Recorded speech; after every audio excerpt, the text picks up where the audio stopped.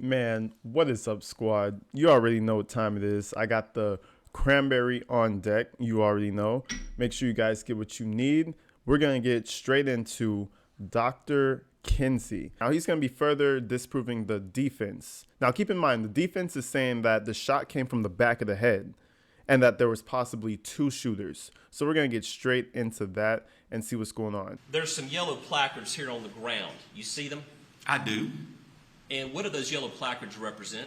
Cartridge cases. Now, keep in mind, this is still the prosecutor getting their story straight and making sure that there's no way that the defense can break their story apart in any way. That were found on the ground. They're markers, so, once you find the cartridge cases, you put them there for documentation purposes, photography, and sketching purposes. And why, explain to the jury what the defense has determined that their angle is based on those static lines, those green lines, correct? That is correct. Back and forth on that one static line for one angle and one static line for the other angle. And they've placed them right there at that particular location. Why?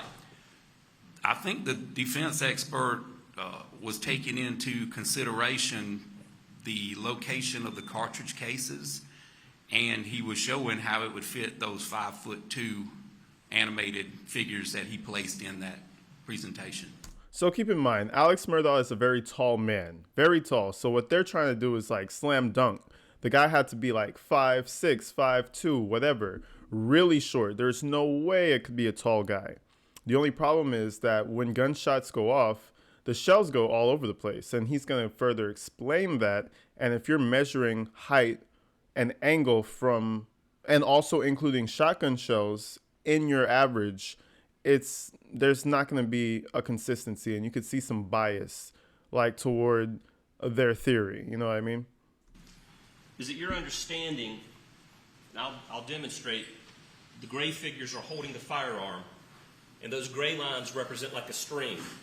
They would run up and down, correct? Yes, sir. That was the testimony. You go back and forth on this green line. Okay. And that they would be right here because this is where the shell casings are. The shell casings are ejecting, correct? That is how I understood his. What?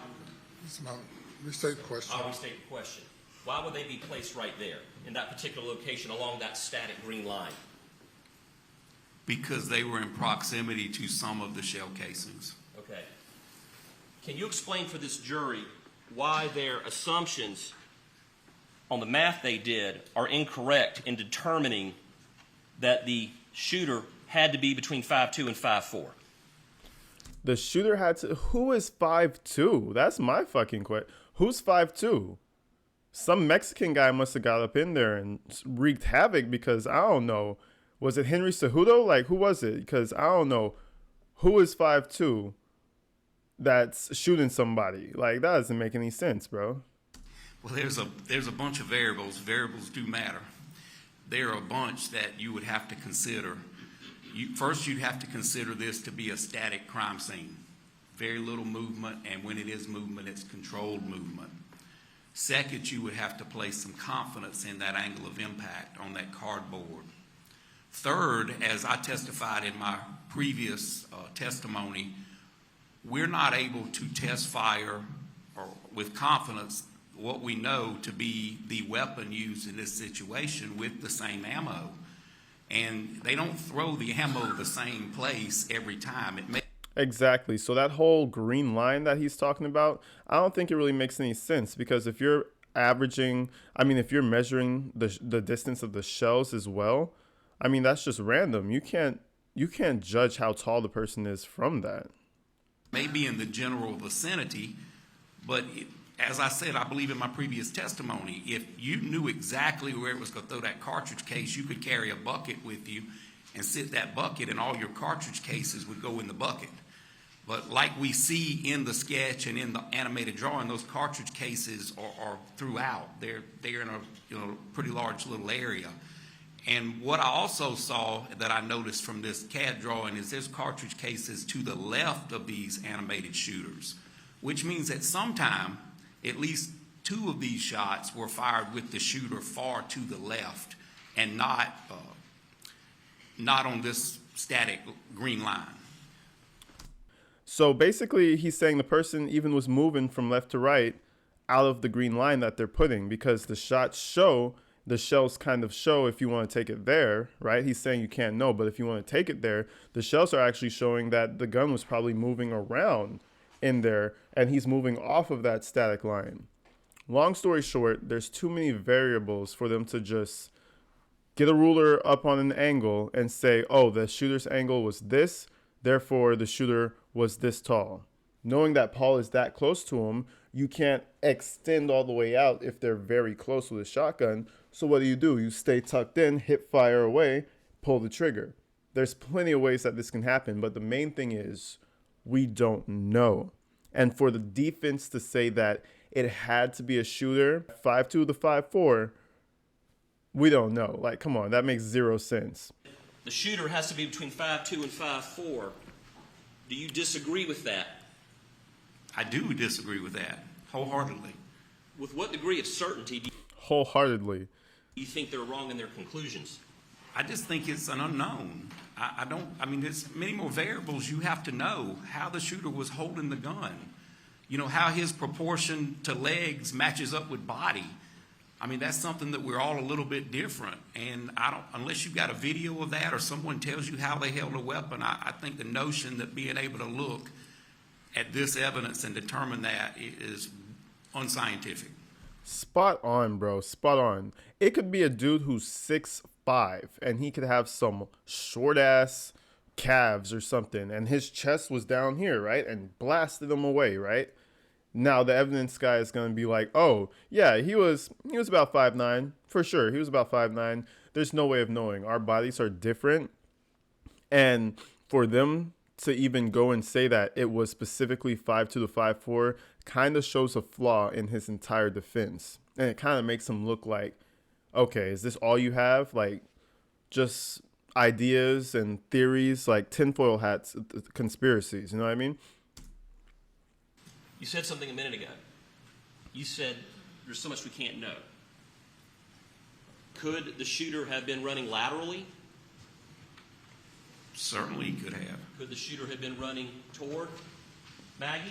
Certainly. Maggie was certainly moving, correct? In my opinion, she was. Imagine Alex Murdaugh chasing you. Now, he looks all frail and whatever here, but those eyes, a tall-ass man running at you with a 300 blackout, man, you can only imagine how Maggie felt. Like, damn, dog, like, chill out with your Frankenstein-looking ass. Like, just, like, we could work through this. Money isn't the end-all, be-all. Like, you know, I feel like the financial troubles are, whatever happened in that family is really what drove him to do this. There was some beneficial thing. You guys hit it up in the comments. Put it in the comments. There was something beneficial, greatly beneficial for Alex to do this. Could the shooter have been on their knees? Could have been. But there's no way to know for sure, correct? That's an unknown. Yes, sir. And because there's so many unknowns, there's no way the defense expert can definitively exclude a 6'4" person from shooting the rifle and the shotgun, correct? The defense. Rephrase. In your opinion, can the defense... Once they object, you just have to rephrase it. And what's funny is the jury, I never understood I object.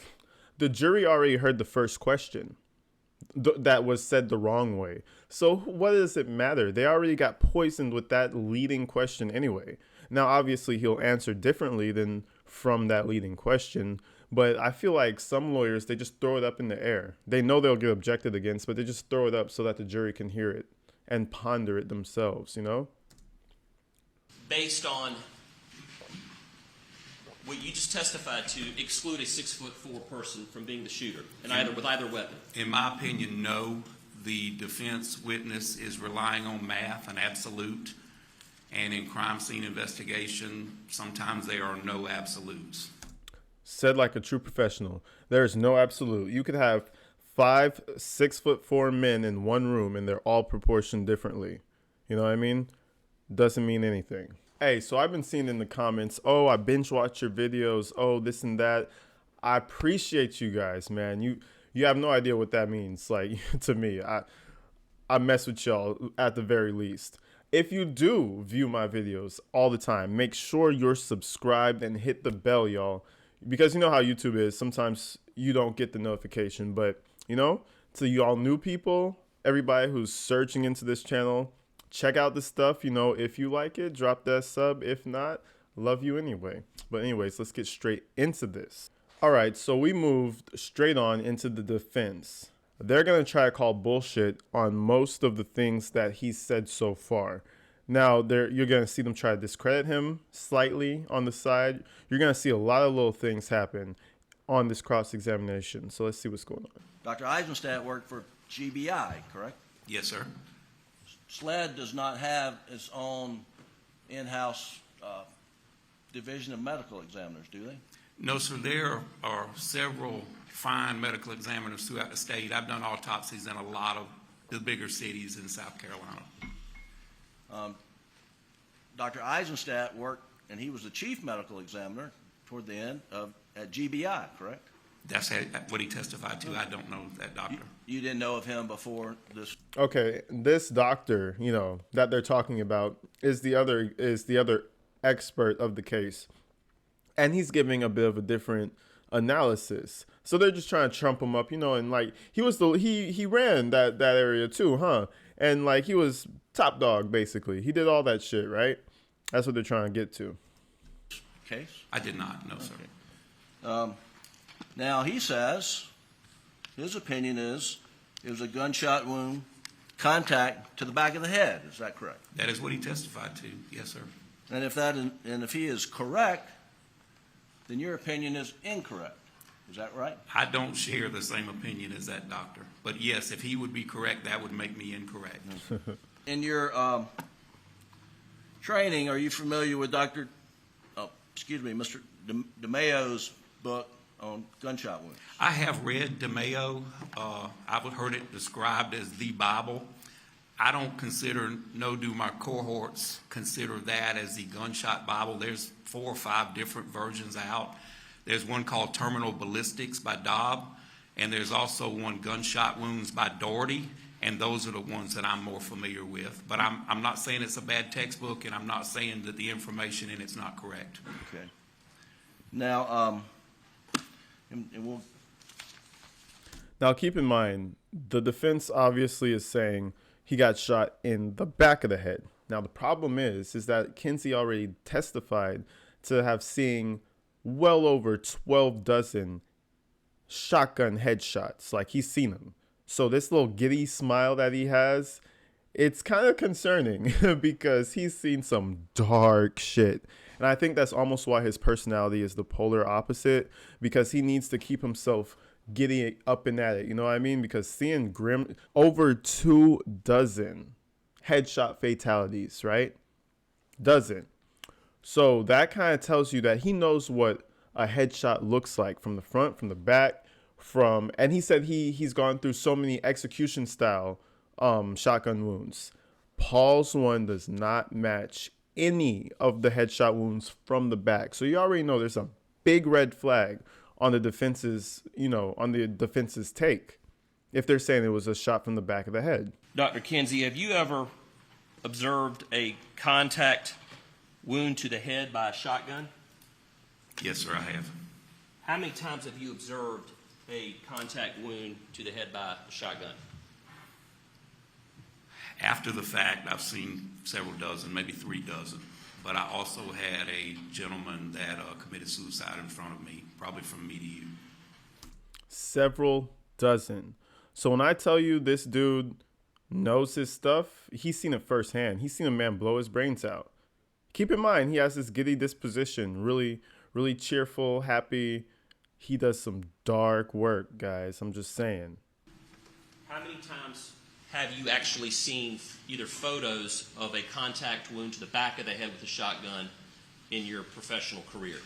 Probably a dozen. Out of that 3 dozen, probably 24 of them were suicides or someone taking their own life. Probably a dozen execution killings. So he's seen what back of the head shots look like. And I know the defense are like, shit.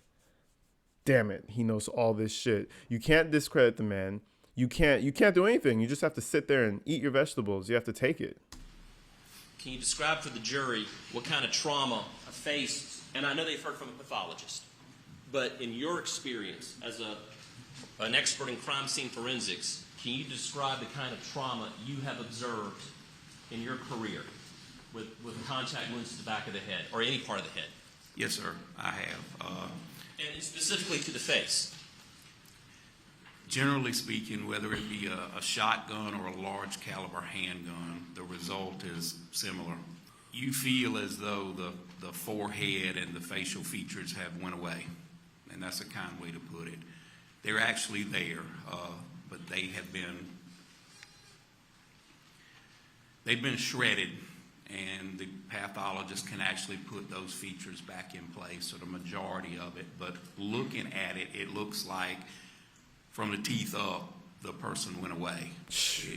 Yeah, complete carnage. And again, that's a contact head wound, right? They're saying it was a contact head wound. Disappeared. You turn into mist. And he's saying the pathologist could bring it back together, but I honestly don't think it's such a good job. Now, this is why he said the shooter was at a bit of a distance, because the head isn't as shredded. It's just a mess. Dr. Kinsey, I would like to show you what's been marked as State's Exhibit 486. Can you look at that and say if you've seen that picture before? Yes, sir, I have. And what is it a picture of? It's a picture of Paul Murdaugh at autopsy. And what part of Paul Murdaugh is it a picture of? His face and his forehead. Damn. Imagine seeing those pictures. Man, let me know if I should make a Patreon and post the most wild things that we can't see up here. I don't know yet. I don't know if anybody would be interested yet, so. Does his face look like it suffered the kind of trauma you have observed in the past from a contact gunshot wound to the back of the head or any part of the head? No, sir, other than some red features from, falling on the cement after the fatal shot and some blotching to his skin, his face looks fairly normal to have gone through what he suffered. Exactly. Case closed, y'all. And this is a man who dedicated his life to forensic studies. So, he knows. Get to more of that in a moment. What I'd like to do is first address Mr. Sutton's work that you had criticisms of. Well, I didn't have criticisms. We just have different opinions. He's an engineer, and I'm a crime scene investigator, okay. Mr. Griffin. Well, seems like you said that the angles of to the quill pen were unreliable. Absolutely. Okay. And I have several more criteria that I didn't mention earlier, but if you want me to go into those, I will. Well, I want to ask you. Fully loaded. Try me. I know my shit. That's what he's saying. You first, what's your understanding as to how those measurements were taken? Who took those measurements in the quill pen? The original angles were the original SLED crime scene agent that responded to the scene, right, and took those angles. And you understand that Mr. Sutton relied upon Agent Worley's measurements? I do. Okay. I do. Now you were putting a dowel, shoving it in a box and taking it out of the box as if Mr. Sutton went back and tried to remeasure it. No, sir, that's not what I was insinuating. I said when the original agent removed her dowel, it wasn't nefarious, but depending on how she removed that dowel, she could have altered that impact. That angle. Okay. And I wasn't going to mention this, but the actual protractor or level finder is backwards. It would be a much more confident angle if the flat edge was up against the substance, but I wasn't going to bring that out. And SLED did this, not... SLED did that, yes, sir. But I don't know what her intentions were. Like I said, she could have just been trying to show direction. I don't know that, Mr. Griffin. Well, this is direction, but it's up and down direction, right? Yes, sir. It's showing angle of impact also. Right. And if you had confidence in the angle of impact, you could do, whether you're doing it with a Faro system or just, you know, the old-fashioned way with some sort of colored twine? I mean, it's a legitimate way to determine shot angles. I don't know what it would prove, and I've run it through my head a million times. I don't know what more it would prove other than you've got a moving victim, you've got a moving shooter, and that at some point in time, Miss Maggie Murdaugh was over there in the vicinity of that quail pen, and we know that because we identified that tire tread impression on her leg as being from that Polaris or another tire just like it. Okay. So I know that already. So if you go to slide 12, please, which is Exhibit 70. So you know that this shot angle through the quail pen also went through the feed room. I mean, through the shed, through that wooden wall. I mean, that wooden wall there, correct? I don't think I observed a photograph of the inside of the shed. I may have, but I don't believe I ever observed that. Where you have Paul under your analysis. Is Paul on this side? Which shot, Mr. Griffin? The last shot. The fatal shot? Yes, sir. Well, as I mentioned in my report, I would assume he's closer to this wall because I've got a void 6 inches below that light switch. If you look at the outside photograph of that building, there's a silver light cover on the wall. And about 6 inches below that, I've got one stray satellite drop of blood, and then it's fairly clean. You've got some outliers, but it's fairly clean going down. Okay.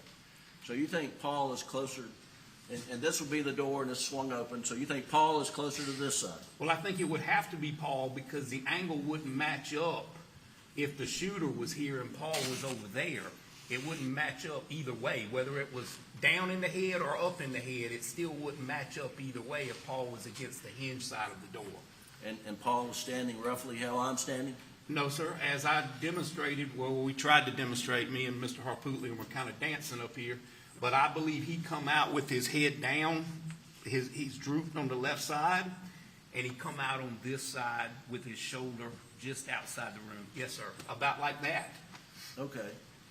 And then the shooter is off to Paul's left? Yes, sir. From this side. And keep in mind, see how Paul is drooping over like that, right? So that's more incentive to not aim and pull the gun out. That's more incentive to kind of tuck it in and shoot the fatal shot. Because remember, this is a shotgun. You don't really need to be accurate. You just need to get the tube onto the head. You know what I mean? Yes, sir. And the shooter has a shotgun, right? Absolutely. And he is some 2.5 feet away? Well, I mean, the barrel is 2.5 feet away? That's what Dr. Reamer said. Yes, sir. What do you say?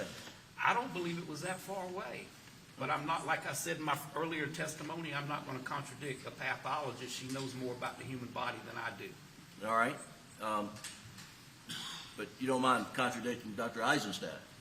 Well, because I've been to the scene and I've reviewed all this evidence. Yes, sir. That is. Yeah, because she's a pathologist. Those two are both crime scene investigators, and he's using all this definite math. The guy is 5'2" to 5'4".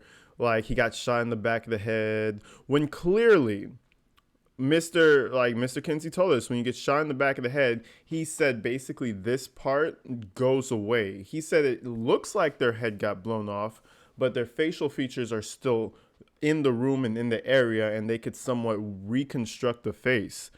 But when you get shot like that, when you get shot from the back of the head, all of that just goes away.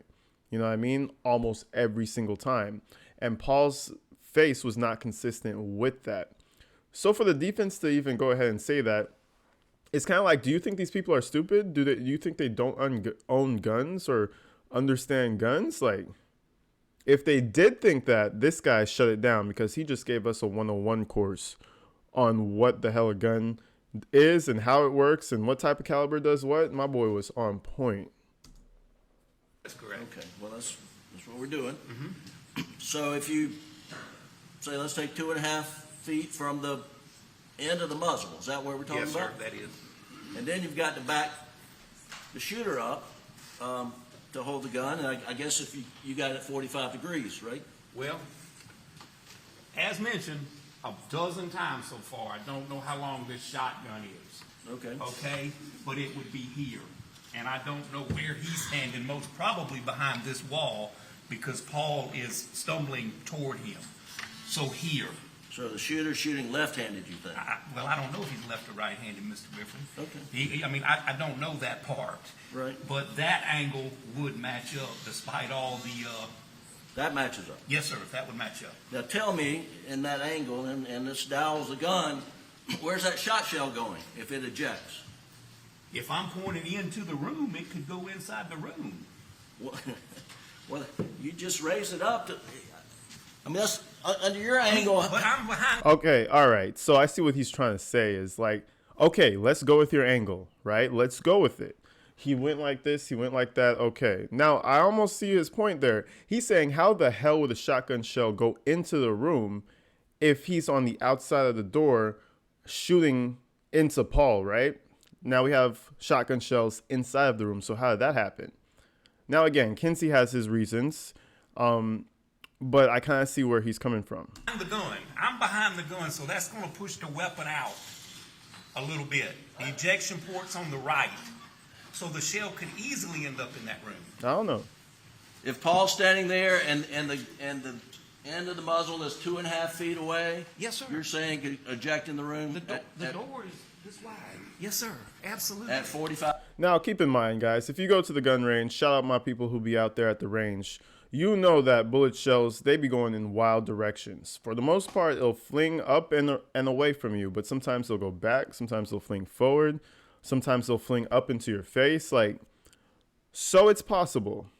But I do like how Alex's defense is trying for something. They are attempting. 5 degrees. Yes, sir. Okay.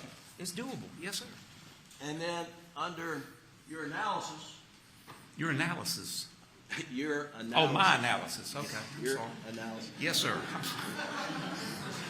We're not there. We're not there. We're still in court. Yo, my guy got defensive. Your analysis. The shot's going up through Paul, chest, jaw, out the top of his head. Yes, sir. Number 2 bird shot. Number 2 steel shot, dry lock, 3-inch. Yes, sir. And you, Number 2 steel shot, dry lock, 3-inch. This man knows his shit. So just to make it, so he's trying to say bird shot, right? Even my comment, I think I said in the other video, is like, bird shot could really kill somebody. But hey, like he's saying, there's variation to everything. So you have buckshot, you have bird shot, but then in between, there's variation. And he's saying how the number increases in size of game. So very possible to travel through shoulder, through jaw, through head. Even I was kind of like, I don't see it. And I think that's what the defense is trying to go with. counted, and I think you said 150, 156. I can't remember. Well, the literature says 156. I was like 150, but I kept getting tired of counting, and I think I kept messing up. So I'm going to say the literature is probably correct. Okay. And I think there were some 60 to 70 that were found in his body, at least. I have no reason to doubt that. No, sir. I didn't go 1, 2, 3, 4 and count them on the X-ray, but I believe that. Okay. And 70 pellets in his body, and it blew his fucking head out. That is some wild shit. Some Saving Private Ryan shit right there. You can look at the directionality in the blood and tell which direction it's going. okay. And coming out of the top of his head would be 75 steel pellets. Yes, sir. That's no other way for him to get out. Yes, sir. And you went out there and you found one indentation. Well, it's an indentation, but that is a little deceptive because you can see the paint damage to the top of the door. One indent is what I found, but I said bullet defects. The S got dropped from that.